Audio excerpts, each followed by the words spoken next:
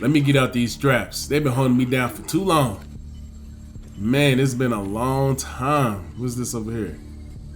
Okay. Oh yeah, the computer. Let me type something in.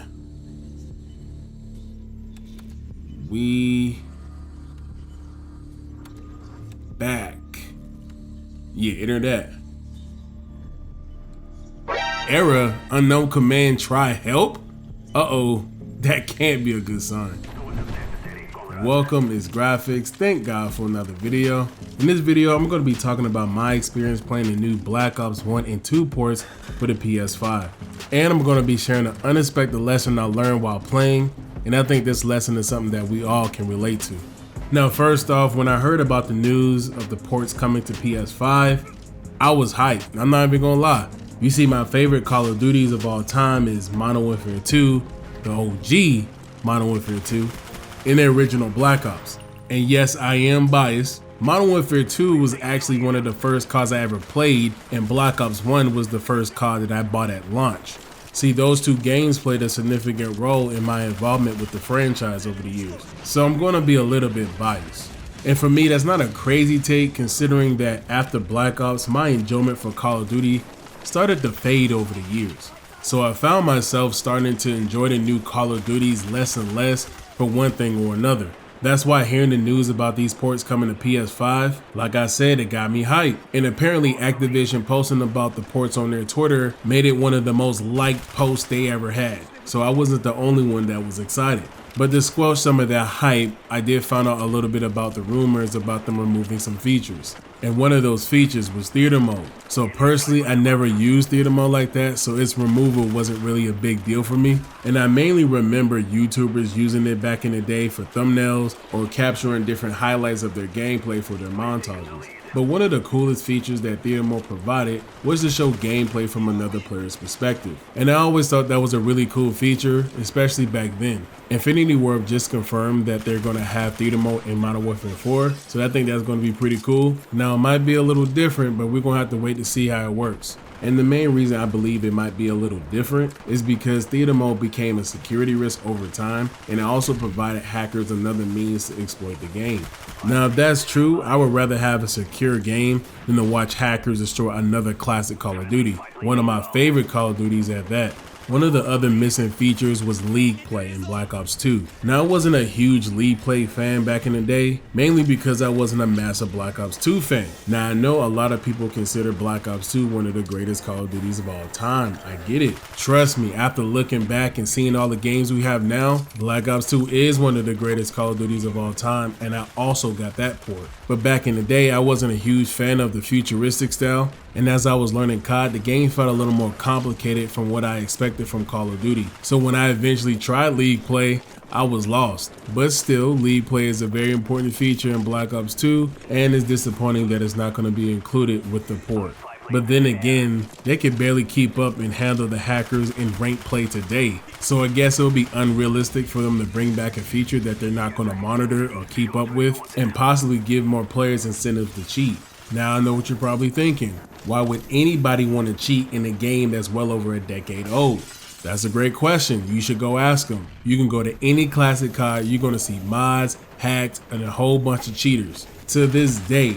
So that's why the news about the PlayStation 5 ports and possibly having new servers, like I said, it got me hyped. So let's get into my first experience, and this footage you're watching is my first game. But this is technically not my first experience playing this in 16 years, because I played this 2 years ago when they dropped it on Game Pass. Now I actually had to go out and get an Xbox Series S from like GameStop for around like $150, just so I can play the classic CODs again. I remember uploading videos on this channel, mainly of Modern Warfare 2, but I did upload a video on Black Ops 1. And unfortunately it was hackers everywhere, and I actually couldn't progress in the game, which really meant I couldn't level up, because every time I signed off I went back to level 1. Now I did manage to play Modern Warfare 2 and uploaded a video of me getting my first nuke. And yes, it took me 13 years to get my first nuke in Modern Warfare 2. Now remember, that was my first COD, and it was at the end of the life cycle, so that don't count. But over time, those hackers really made the game less enjoyable to play, and it became a security risk, so I was out. So that's why loading Black Ops on my PS5 with the new servers, better graphics, and hopefully no hackers at launch made it such an exciting experience. Not to mention loading into my first lobby and seeing all of those low levels. Man, I haven't seen anything like that in over a decade, or at least for this game. It kind of felt like launch day, the opportunity to grind through the game again from level 1 and possibly create content for the channel felt refreshing. Now for my first few matches I played TDM. Now I knew it was going to be one of the most populated playlists, and I also wanted to get a few unlocks before I played free-for-all. Now surprisingly I played pretty well. I went positive for all of the matches and I felt like I adjusted quickly. I even got dogs in my care package on my first game, so you know I was doing alright. But then I took a break, and when I came back, I started to grind free-for-all. Everything changed. The quality of the matches became significantly worse. Now a lot of people online were talking about input delay. I kind of noticed it, but I quickly adapted. For me, the biggest problem was the connection and overall netcode. Now, if you play free-for-all, you know that free-for-all exposes a lot of weaknesses in any Call of Duty game. So what I mean by that is in team-based games, your teammates can sometimes cover for the connection problems. But in free-for-all, if the connection is inconsistent, you're going to immediately feel it in every gunfight. I have a solid wired internet connection, and in my first TDM matches, it felt great. Some lag spikes, but it still felt better. Once I started playing free-for-all, however, the connection became much worse. I also heard several different languages being spoken in my lobbies, so I felt like I've probably been placed outside of my regions a few times. And I think the only reason is doing that because I don't think free-for-all is as populated right now. But once the game gets more populated, it should feel a little better. So when I actually get into decent lobbies, the gameplay feels great and I really do enjoy this experience. So hopefully the server and matchmaking issues can improve soon. Initially, the connection was my biggest problem, but then later I started to notice those changes that they made. Now earlier I mentioned the missing theater mode in league play. However, the feature I was most disappointed to see removed was wager matches. The wager matches was one of the main reasons the original Black Ops became my favorite Call of Duty. I already enjoyed playing free-for-all, but playing party games and wager matches provided a different level of play that made the gameplay that much more exciting. Now listen, the adrenaline that you get from putting your in-game currency on the line, that's just something that you just have to experience. But the currency also helps you unlock weapons, attachments, emblems, and other items. You see, Black Ops is one of my most favorite progression systems because you didn't simply unlock something, you had to earn the currency and then decided what you wanted to purchase later, giving you full autonomy to decide how you want to build your class. I think that was pretty cool. But as it pertains to the wager matches, I kind of understand why Activision didn't want to go forward with it because it could potentially create some concerns around the gambling laws and age restrictions, so I can understand that. With that being said, I think they should have still fought for it because it's not real currency and there should be some type of way they can preserve these game modes, whether it's through an age restriction or a consent screen. But I get it. One of the other things that I noticed that they removed was the current number of players in each playlist. Listen, they really don't want us to have access to any data at all. I mean, what are they scared of? Somebody creating a post about comparing the player numbers of each Call of Duty? I mean, maybe. But as a player, that information is just helpful. Because if I'm looking at a playlist that doesn't have a lot of people in it, that means one, it's going to probably take me longer to find a match, or two, it's probably going to queue me up with players from a distant server somewhere. All I'm saying is that information is important. At the same time, they brought back the emblem editor. Now I'm glad it returned because it's one of those things that made the game feel special and original. But you know people are going to try to abuse it. I think it's mostly going to be an issue for the live streamers because they can possibly get banned or demonetized from showing some of the crazy emblems that people are going to be creating. So maybe a filter would be a cool thing that they could have implemented.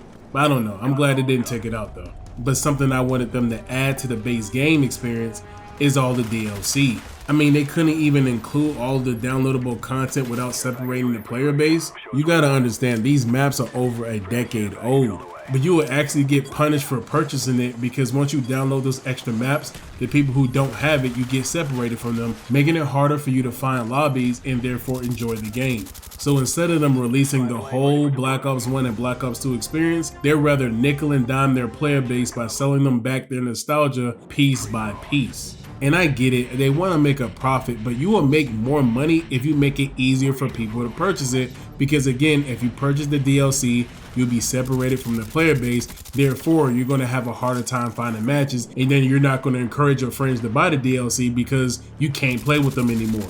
So hopefully future patches or updates are going to address some of these issues, and they could potentially add some of the modern quality of life features, like an FOV slider, or having to mute the whole lobby with one button, even a filtering feature for those emblems, because again, they're going to be crazy for those live streamers. Now, some players may argue that the game should remain completely faithful to the original, but they took out some of these main features, so that's not possible. But if you really want the original experience, go back on your PlayStation 3 and your Xbox 360 and really play the original experience, hackers and all. Come on, man. Now, to be fair, I don't think people are going to be complaining about an FOV slider, but I think a good remaster or a port should preserve what made the game special while improving on the parts that aged poorly. Now, overall, I think playing the Black Ops 1 and 2 ports are pretty fun when the connection work, of course, and I'm gonna give them some time to straighten it out when more players are populating the game, but if I'm honest, I think the release of these ports have been very disappointing. Now, connection aside, I just think Activision played it wrong. See, personally, I would have waited an extra few months for a physical collector's edition containing Black Ops 1 and 2 with all the DLC. See, if they did it that way, they could have kept the community together by giving us a complete product so that we can celebrate some of the two most beloved Call of Duties in franchise history.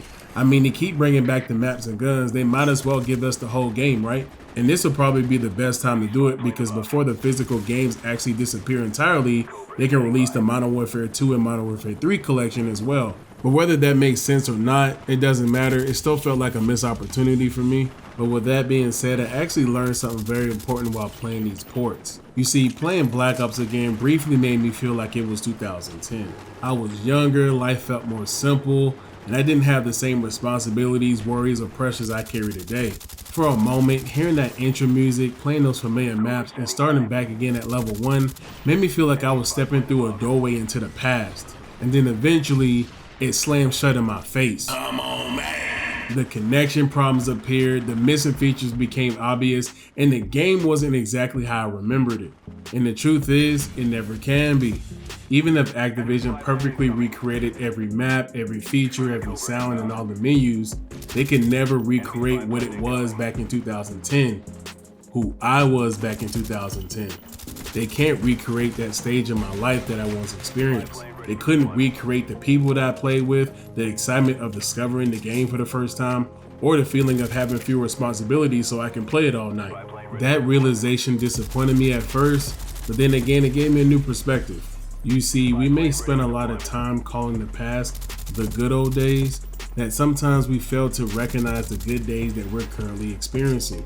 See, the days that we miss now were once ordinary days, and at the time we probably complained about them too. We probably worried about things that eventually passed. We probably rushed through the moments that we will give anything to go back to. That means the life that I'm living right now might become a chapter in my life that I look back on and miss. So instead of constantly trying to return back to the good old days, I want to become more grateful for the days God has given me now.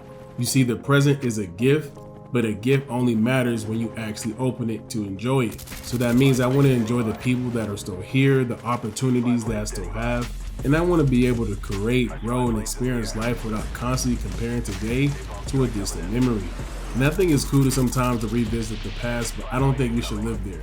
And maybe that's a good thing. You see, I don't think the goal should be to recreate the good old days. I think the goal should be to recognize with gratitude, purpose, and God's grace, we may be living through another set of good old days right now. So thank you guys for watching. If you guys enjoyed the video, make sure to leave a like, comment if that message resonated with you, and how you feel about the overall ports. Leave it in the comment section below. And just like always, no stress, do your best, God bless, peace.